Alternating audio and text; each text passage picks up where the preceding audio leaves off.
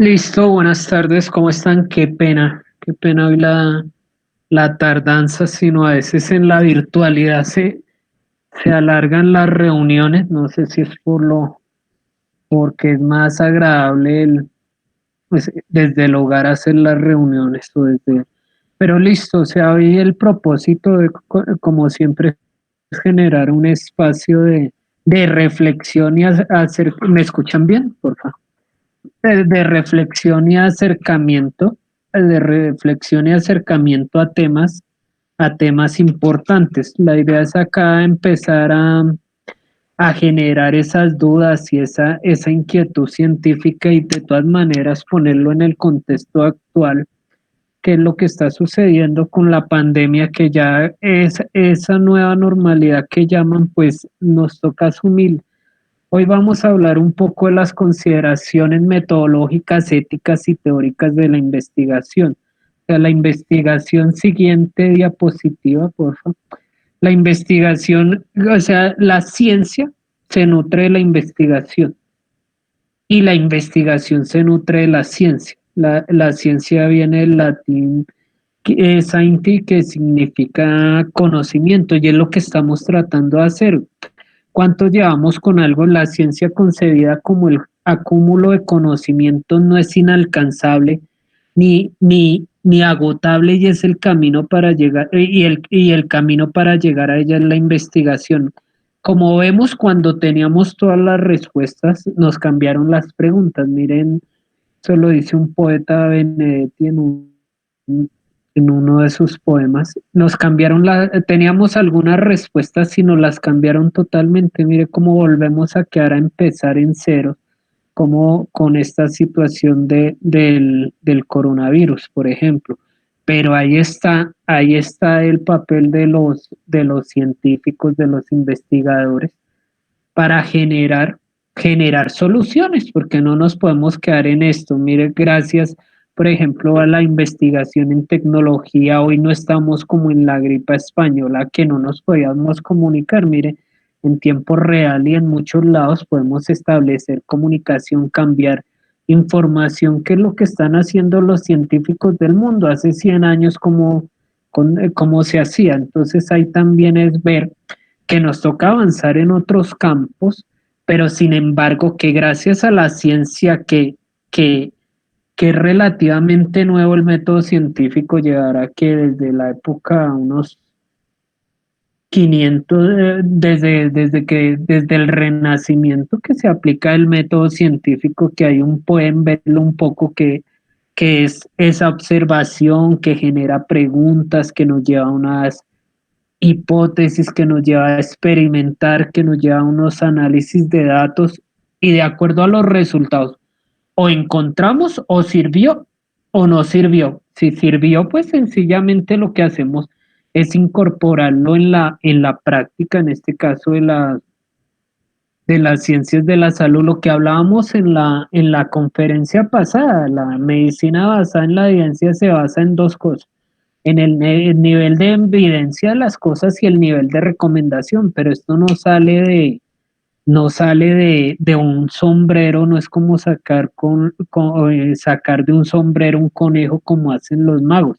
Esto lleva un proceso, y a veces nos vendieron que la investigación iba por un camino y que la práctica iba por otro y nunca se encontraban. Ese fue un gran problema, y mire que nos está costando caro ahorita, que por un lado iban los investigadores y por otro lado iban los que hacen práctica, los clínicos, y ahorita nos toca a todos sentarnos a hablar y a unificar criterios. Entonces es importante, siguiente diapositiva, por favor.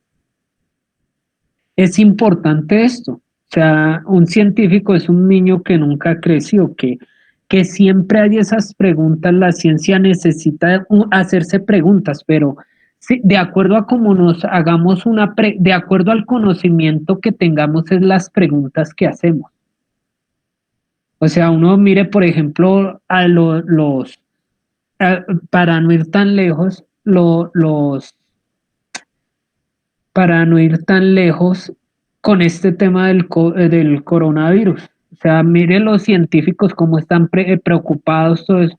Y hay gente del común que, no, esto no existe porque yo no conozco al primer contagiado o al primer muerto, esto no existe, el virus no existe. Entonces, ese es, entre más nivel de conocimiento tengamos, más nivel de de experticia tengamos, más preguntas vamos a hacer de investigación.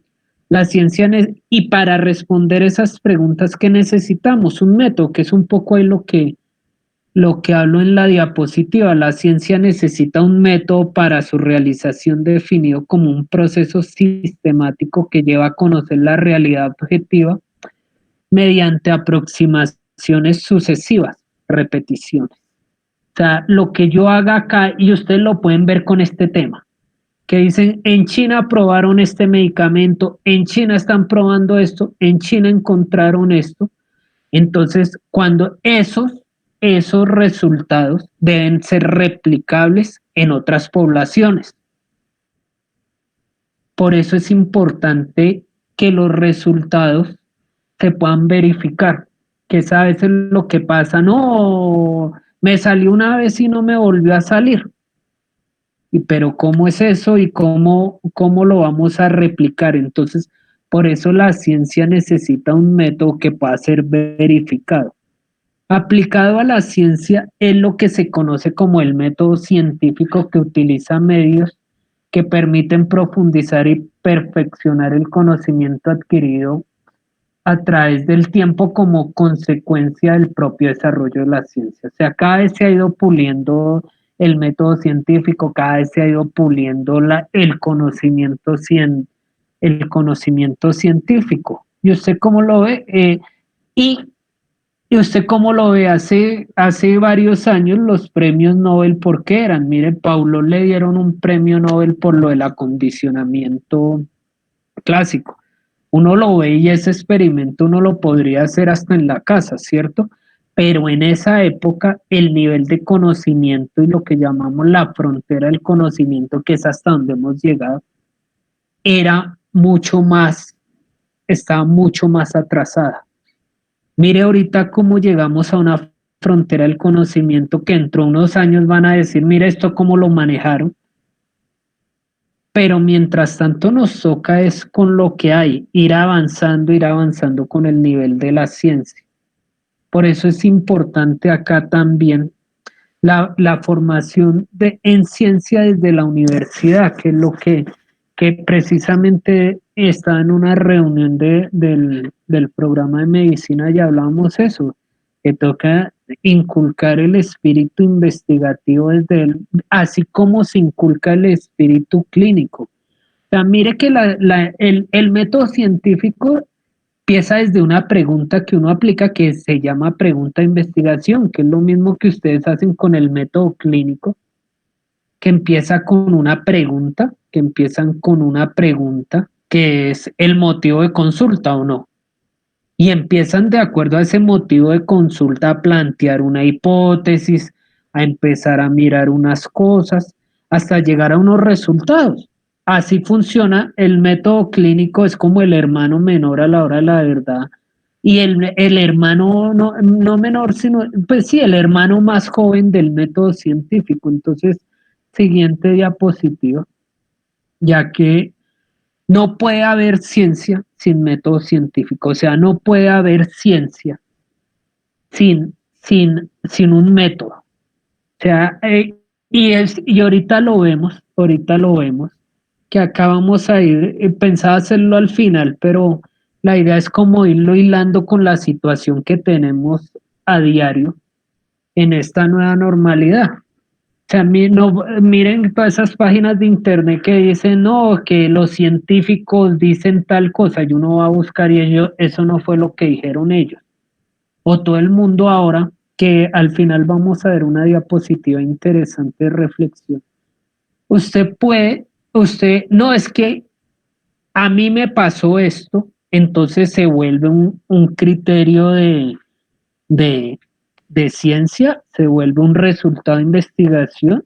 O sea, lo anecdótico que nos pasa a veces en nuestra vida diaria, no podemos extrapolarlo a toda la población y a que así es que se hacen los resultados científicos. Ustedes pueden ver ahí, no dejes creer lo que, no crean lo que dicen los médicos, sino mire, les voy a dar cómo cuidarse en casa para afrontar las infecciones. Entonces, esos datos, no hay algo que se llama pseudociencia. Acá nos centramos en la ciencia. Está la pseudociencia que ahorita está emergiendo, que es todas esas hipótesis conspirativas que no se adhieren al método científico, pero hacen daño. Y hay otra cosa increíblemente dañino para sí, para el mundo y para la ciencia, que es la anticiencia. Pero ahí, para centrarnos un poco en lo de pseudociencia, era los antivacunas. O sea, mire cómo, cómo la ausencia de una sola vacuna nos arrinconó, y mire cómo estamos hoy. Entonces, eso es pseudociencia, que creen tener unas razones con algunos bases que no necesariamente son científicas, y desarrollan casi teorías, y el medio que ahora con redes sociales la difunden a todo lado. O sea, mire que lo peligroso que es tener un celular con datos y con posibilidad de hacer videos. Si usted lo ve a diario y mire cómo empiezan a decir que los hospitales matan gente, que todo eso. Entonces, nosotros desde, ustedes desde su rol de estudiantes, nosotros desde el rol de profesores, los clínicos, tratamos de quitar eso y adherirnos a las ciencias biomédicas. Entonces acá, por favor, y no es entrar en discusiones con la gente, vale, déjalo ahí, déjalo el siguiente. No es entrar en discusiones con la gente, sino es desde un punto de vista, mira, de ciencia, mostrarle al mundo estos son los resultados, y con los resultados que a veces no responden a las cosas, pero es lo que tenemos.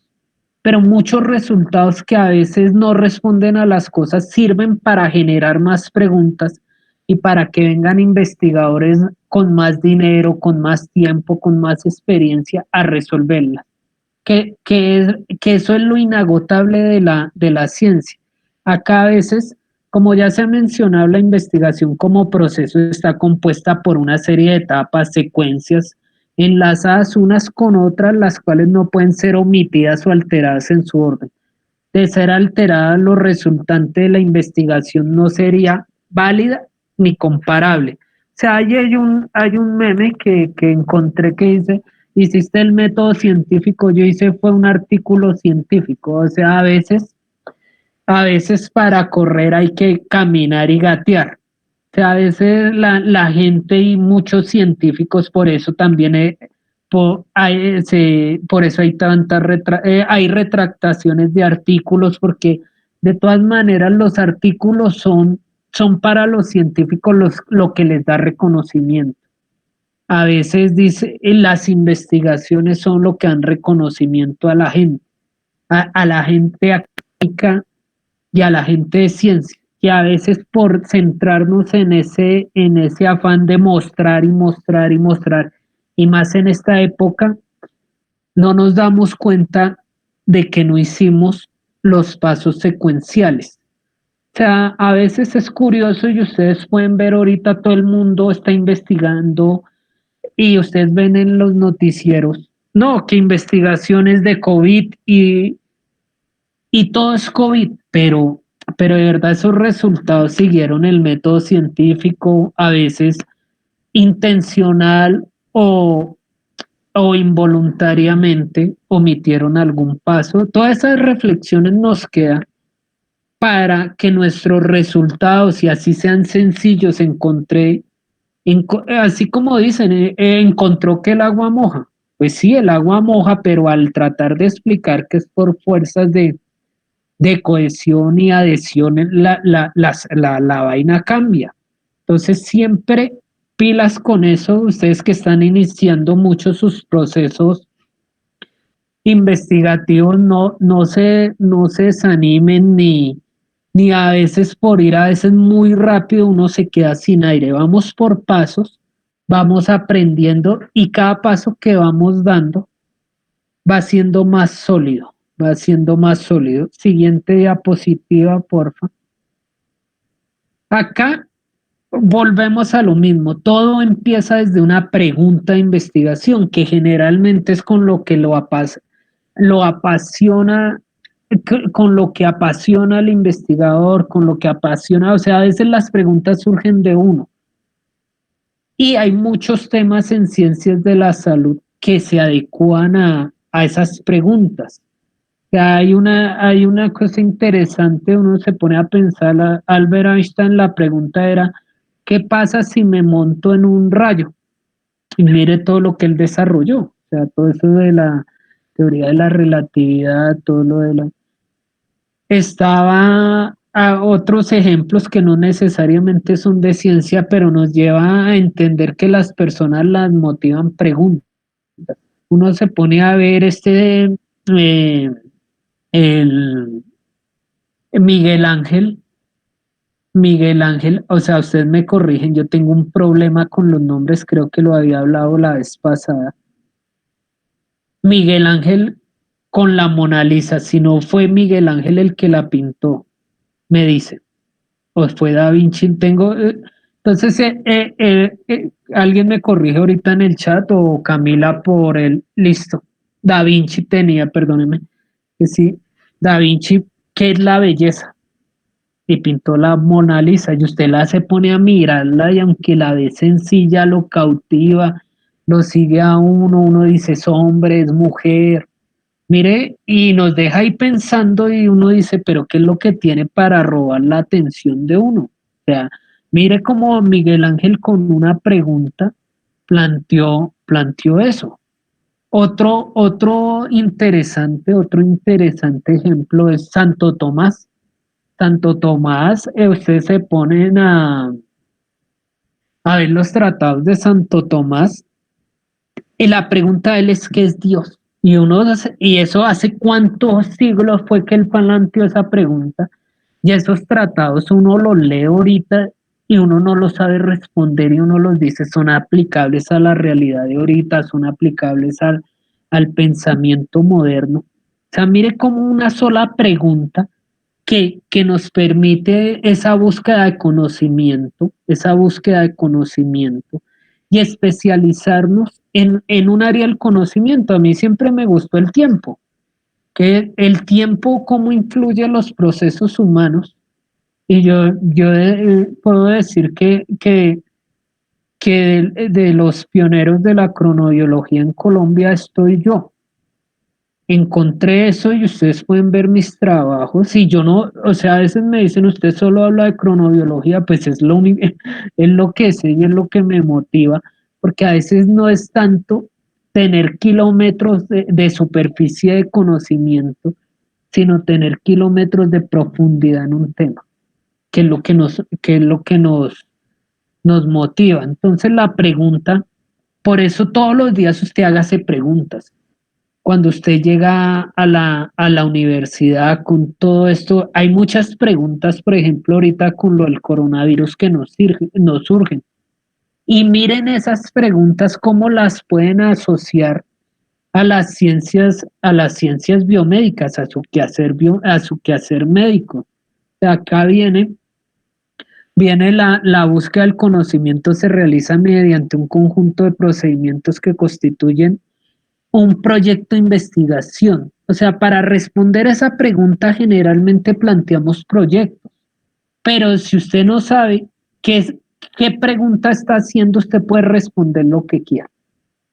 O sea, usted desde que se levanta, uno antes se levantaba y la primera pregunta era, ¿qué busco ojo para llegar más rápido a la universidad? Pero una pregunta de investigación ya en la universidad era, porque qué puedo hacer desde la salud mental, física, desde lo que me gusta a mí, no tienen que imponerle las preguntas a uno, desarrollan los temas. Miren cómo Y otra cosa, uno a veces encuentra personas que una semana tienen una pregunta, otra semana otra. Uno dice, pero entonces aquí, ¿qué tan bueno es eso? Eso sí, cada uno lo va a ir respondiendo y cada uno va generando esas preguntas. Entonces hay siguiente diapositiva. La idea acá es generar de estos espacios, de esos espacios, generalmente es generar más preguntas que respuestas. Acá podemos ver ahí algo muy importante es que nos lleva, si usted tiene una pregunta, ¿qué hace? Plantea una hipótesis. ¿Qué es una hipótesis? Sencillamente una explicación temporal, una explicación temporal al fenómeno. Y por eso toca ponerlo en el contexto histórico, social, político en que sucedió. O sea, ustedes pueden ver de dónde viene la palabra histerectomía y de dónde viene la histeria y cómo se trataba hace unos siglos a las histéricas. Y uno ve ahora y dice, uy, eso es salvaje, o sea, le sacaban el útero a las mujeres para que dejaran de tener ataques de histeria, porque en esa época esa era la hipótesis. Mire cómo, por ejemplo, con lo del covirus, ya nos venimos más para acá del covirus, mire cómo surgen hipótesis todos los días que esto no surgió antes de octubre, que esto surgió en diciembre, que esto surgió en marzo del 2019, y todas las hipótesis son transitorias hasta que vienen estudios y tumban esas hipótesis. Y estudios que dicen, no sé cómo dice esto, voy a refutar. Otros dicen, hola, mis resultados fueron similares, tienen, tienen razón esas hipótesis. ¿Qué es lo que está pasando con los tratamientos? Pero no podemos entrar a ciegas.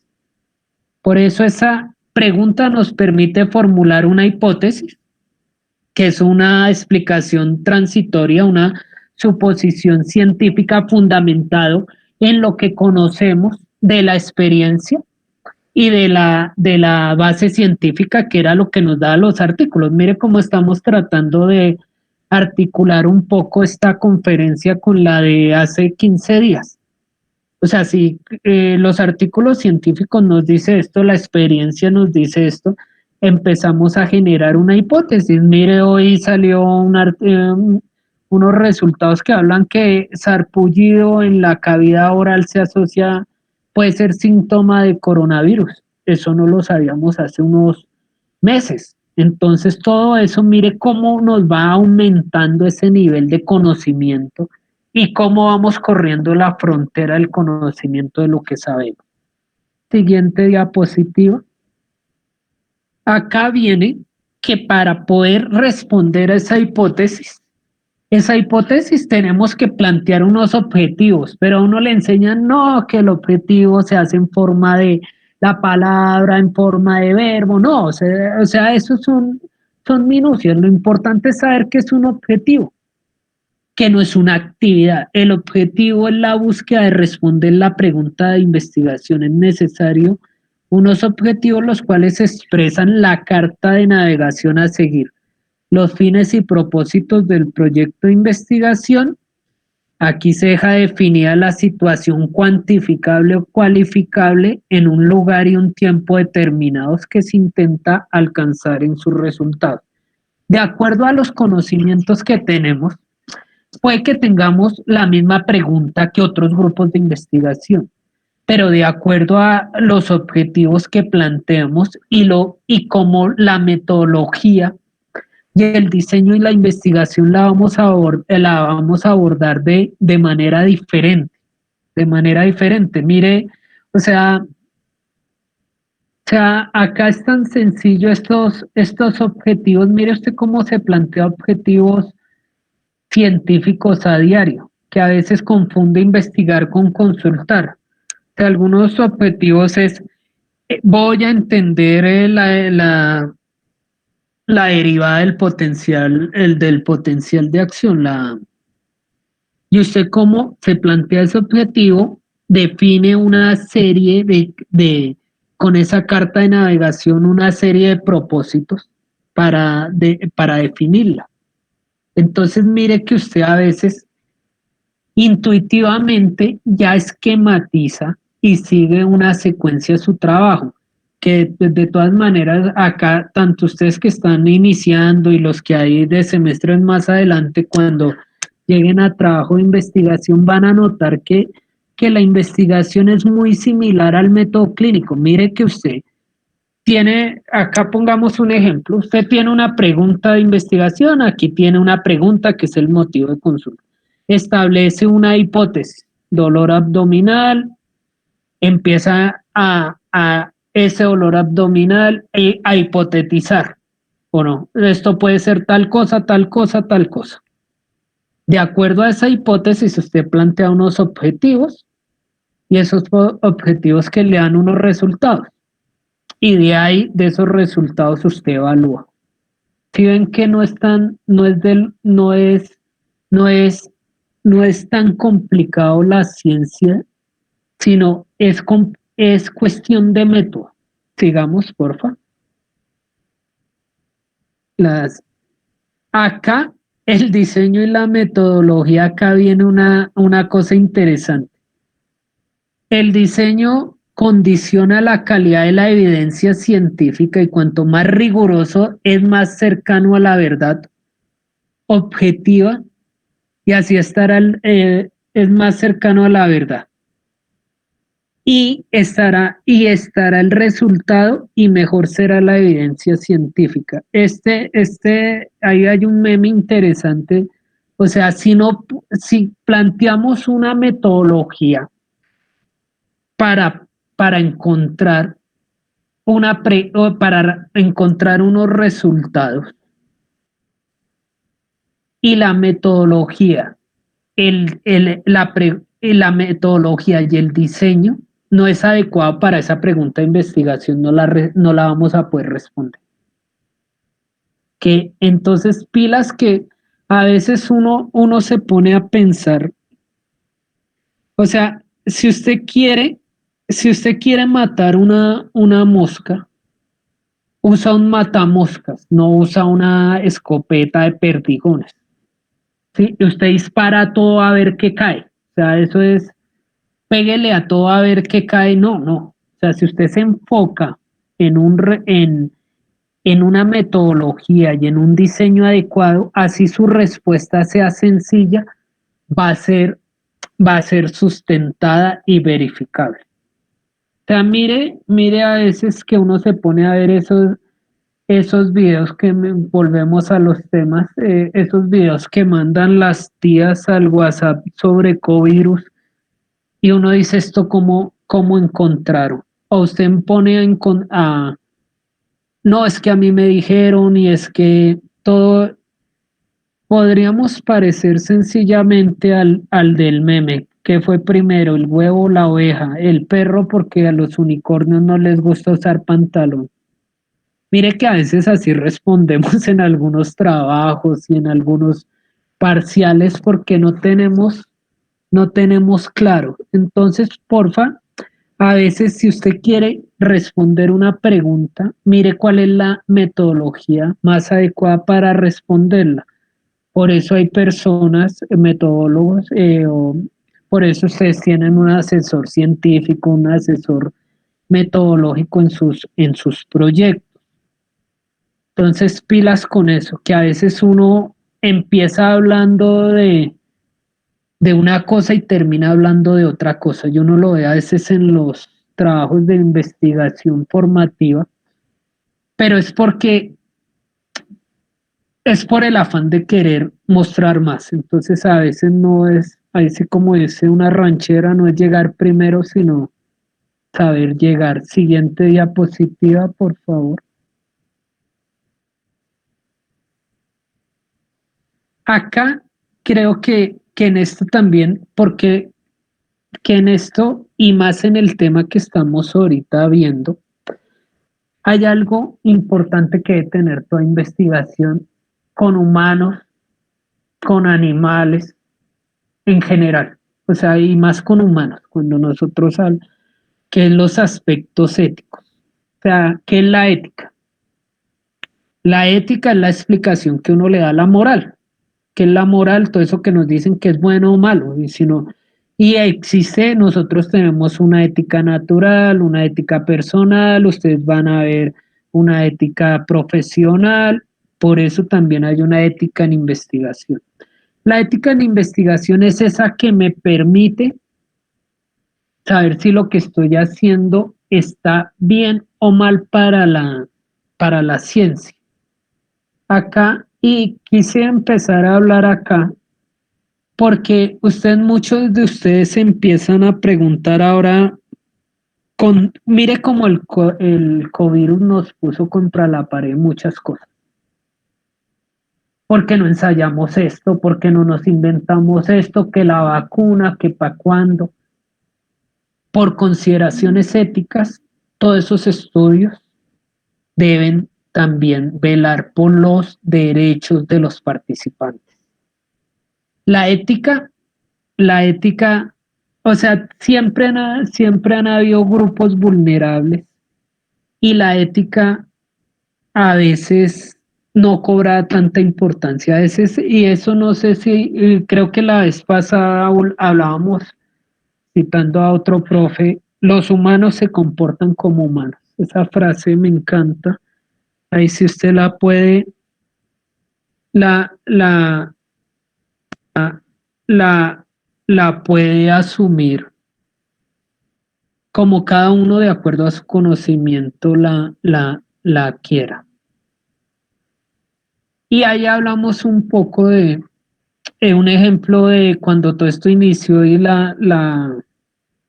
hubo unos médicos en Francia que dijeron, no, empecemos a probar las vacunas que hay en África, que ahí cayeron hasta jugadores de fútbol a decirles a ellos un momento, o sea, África no es para ensayar, la gente no es para ensayar, y es cierto, o sea, todas estas vacunas que uno dice que la vez pasada hablamos de 21, como de 7 vacunas, ya van en 50 iniciativas de vacunas, 21 tienen resultados prometedores, pero ¿por qué no empiezan a la vacunación?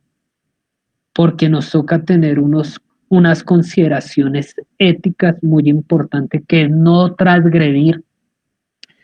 Y en ciencias de la salud siempre prima el principio de beneficencia y no maleficencia. O sea, beneficencia, hacer el bien, maleficencia si está, pues si está sobado el paciente, si está fregado el paciente, pues no lo freguemos más. Entonces, por eso hay que, bueno, también hay otras cosas ahí detrás que a veces no lo sé cómo abordarlo y todo eso. Pero, por ejemplo, esos ensayos clínicos que con antiparasitantes que pretenden iniciar, hombre, eso no es, ay, venga, le damos esto porque allá funcionó y en otro lado funcionó, y que no ha funcionado tanto porque hay más muertos allá que acá, pero la gente acá en su desesperación intenta dar unas soluciones, pero no sabe que puede pasar por encima de los derechos de las personas, de los derechos de las personas. Y lo vemos también, bueno, con lo de los ventiladores, toca probarlos para que si nos funcionen, con lo de los tratamientos médicos, con lo de las vacunas. Entonces, por eso eh, el área de bioética en investigación cobra importancia. Y más en este tiempo, y más en este tiempo que ustedes, acá pues viene un puente, hay una buena película que ya que no podemos salir, no sé si alguno de ustedes ya vio o se acuerda una película que por esa le dieron el Oscar a Leto, que se llama el Club de los Desahuciados, que es muy buena. Ahí podemos ver un poco, hace unos años, con una pandemia que hubo, que fue el VIH, cómo empezó la investigación y cómo se llegaban a esos conflictos éticos. Y otra cosa, de acá es donde surge el consentimiento informado, por eso todas las investigaciones y todos los actos que se hacen en la clínica y todo, surge el consentimiento informado, que a veces uno pregunta qué es el consentimiento informado y le responden a uno, no, es un documento legal, no, no es un papel, no es el consentimiento informado, es un proceso entre el investigador y el participante que yo le voy diciendo cómo va sucediendo todo. Entonces acá también viene el consentimiento informado que a veces me parecía curioso como, por ejemplo, había una de los prototipos de vacuna en China que van a iniciar pruebas con los mismos empleados. Me acordó un poco cómo fue lo de la vacuna, con la vacuna de la rabia. Cómo los tuvieron ellos mismos que inocularse la vacuna. Y acá también que estamos hablando un poco de consideraciones éticas y de ese afán de querer hacer bien y a veces podemos no hacer tanto bien y usted lo puede ver con medicamentos. Le dejo para que lea sobre el padre de la medicina peruana, que es de apellido Carrión, creo que es Ulises Carrión, como también él en su afán de encontrar una solución y describir el curso natural de una enfermedad, pues terminó en tragedia. Ahí no les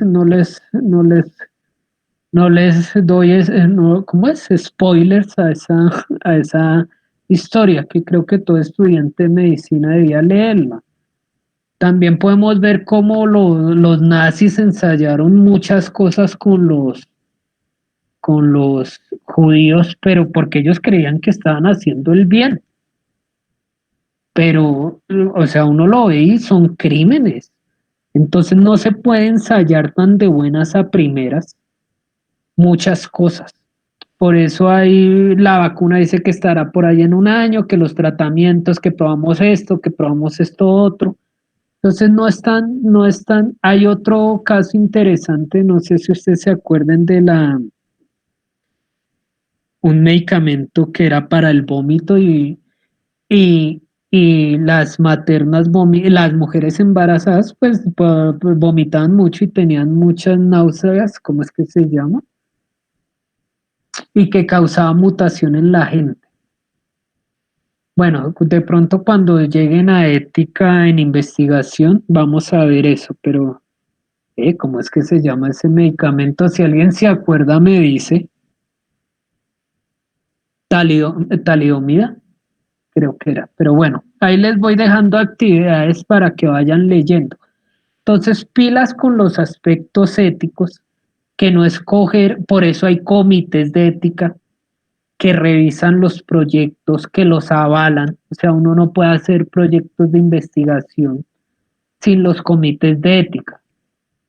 Entonces, creo que aquí, además de las consideraciones teóricas, no, metroclopramida no era.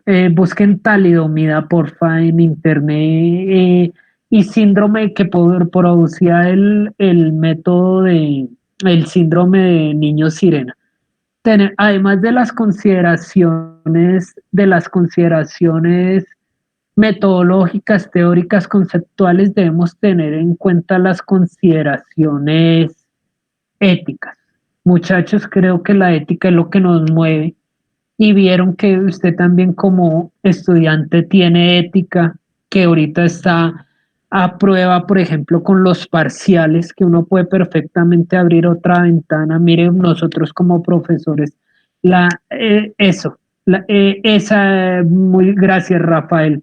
Ustedes pueden leer un poco la historia de ese medicamento y cuántos niños pagaron los platos rotos por unos medicamentos. O sea, acá lo importante es siempre tratar de hacer el bien y ustedes lo ven que ahora vienen, de eso no he leído mucho, ahorita cómo se tiene que usar esa ética de guerra de pronto, ahí ya empezaron a hacer una pregunta, ahorita la respondo, de la ética en las UCIs. O sea, viene algo duro para los que están en UCI, pero bueno. Siguiente diapositiva. Acá, mientras ustedes van leyendo acá la invitación es solo voy a leer en voz alta una parte que subrayé. Esto es de una editorial que me invitaron a hacer una vez para una revista.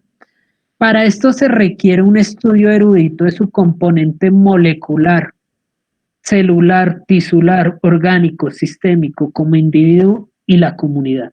O sea, todas las preguntas de investigación pueden ir desde lo molecular, pasando por lo celular, pasando por lo tisular, pasando por lo orgánico, pasando por lo sistémico, como individuo y como comunidad.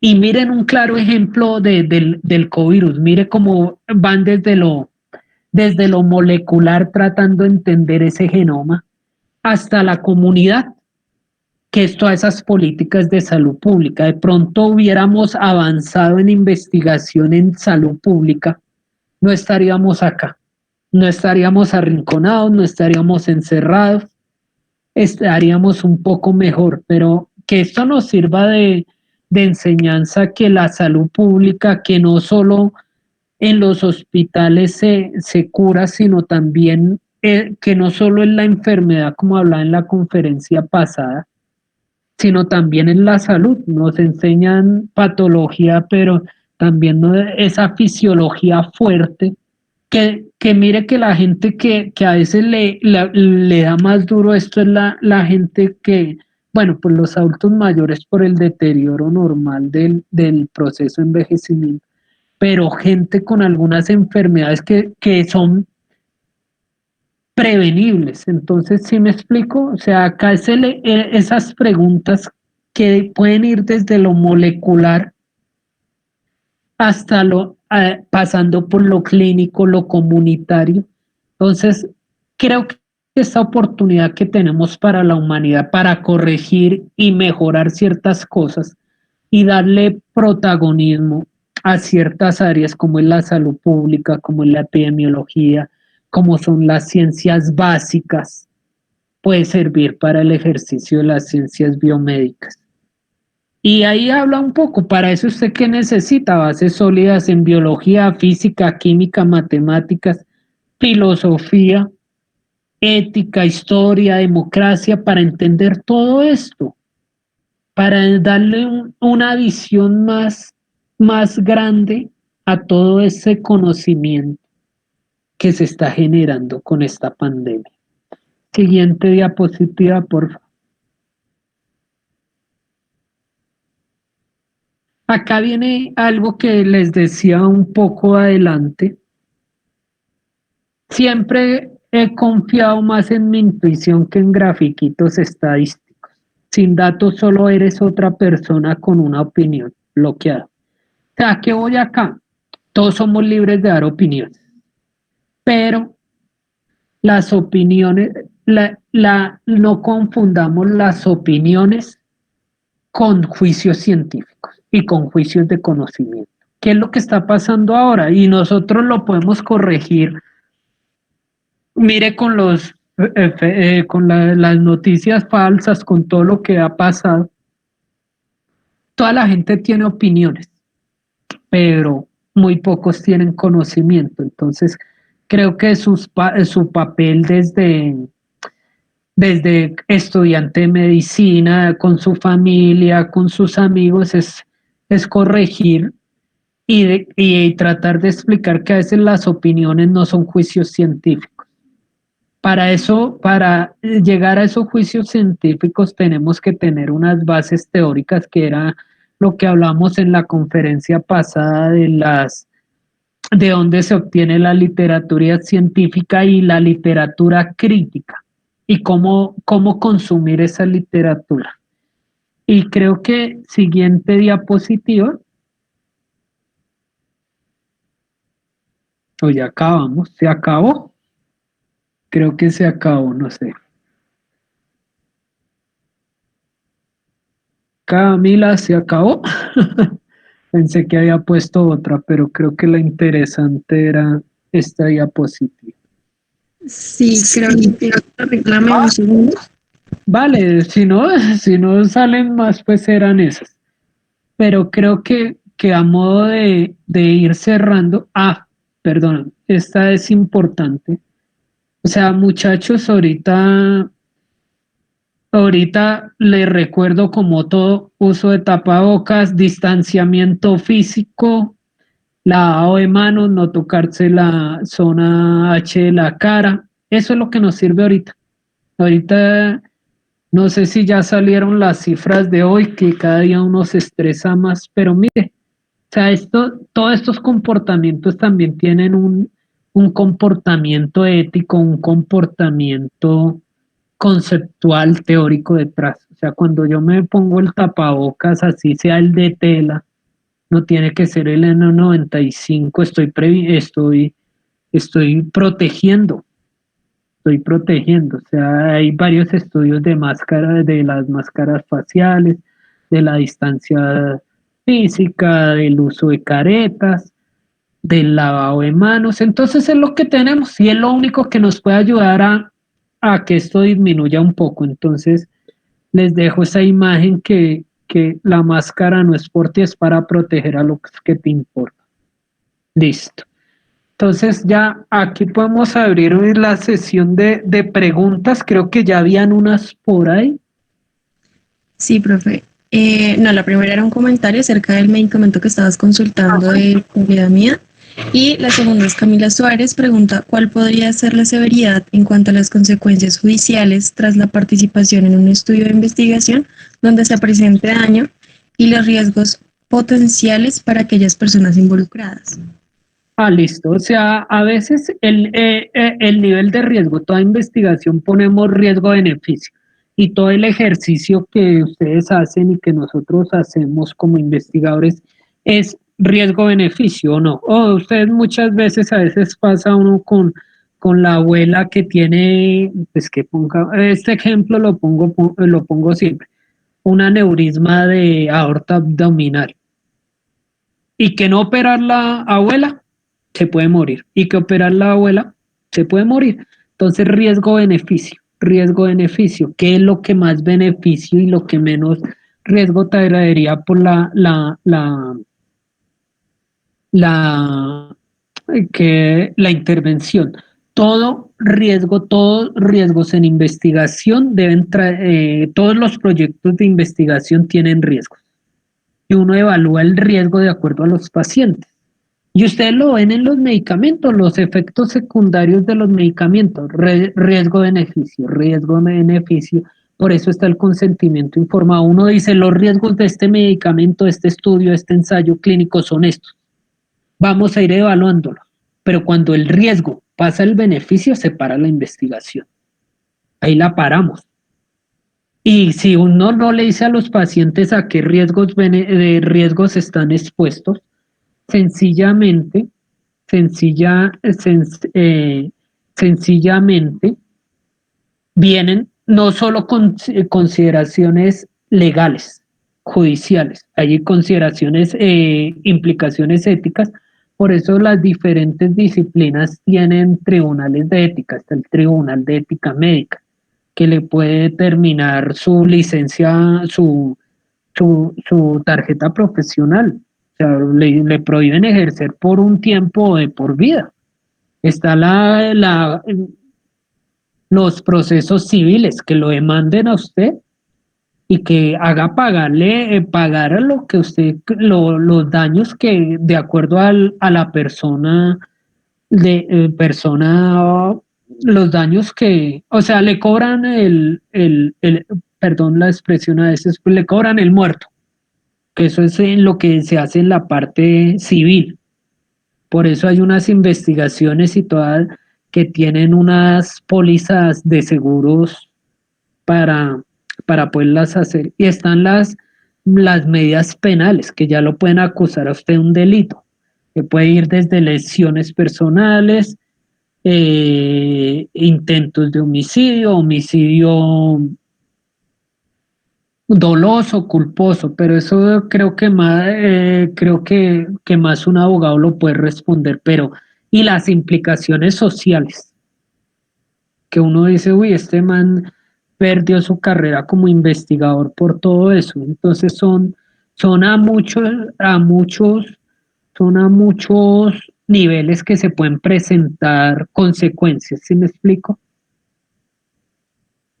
¿Listo? Listo. Eh, ah, Sí. Camila Suárez pregunta una cosa que es muy importante y todavía no se sabe o sea, el nivel de riesgo de una investigación se mide de acuerdo a las actividades de la vida diaria. O sea, si es mayor del riesgo que uno tiene en la vida diaria, uno lo evalúa, pero es más fácil evaluar el daño físico que el daño psicológico. O sea, el daño físico, o sea, causé por tomarte una muestra de sangre, una celulitis, que una biopsia abdominal, una biopsia hepática tiene riesgo, una biopsia. El daño físico es más que te capacita ponerlo en consideración. Todavía el daño psicológico, todavía los estudios y hay varios estudios que están tratando de estandarizar el daño psicológico. Pero eso ahí sí según cómo lo presente. Pero es más fácil, de lo que te puedo decir acá, es más fácil demostrar un daño físico que un daño psicológico. ¿Qué otra pregunta tiene? Bueno, listo, creo que ya quedó todo súper claro. Sí, ya no tenemos más preguntas, entonces agradecemos a todos por la participación y al docente Andrés Camargo por aceptar nuestra invitación y brindarnos esta excelente conferencia. Les recomendamos a todos que nos sigan en nuestras redes sociales, Hacemutca en Instagram, Facebook y YouTube. Muchas gracias para todos. Gracias, que estén muy bien, que estén muy bien. Sigan en casa, si no tienen que salir, no salgan, y con las medidas de protección que debemos tener. Que estén muy bien. Un abrazo. Listo, muchas gracias.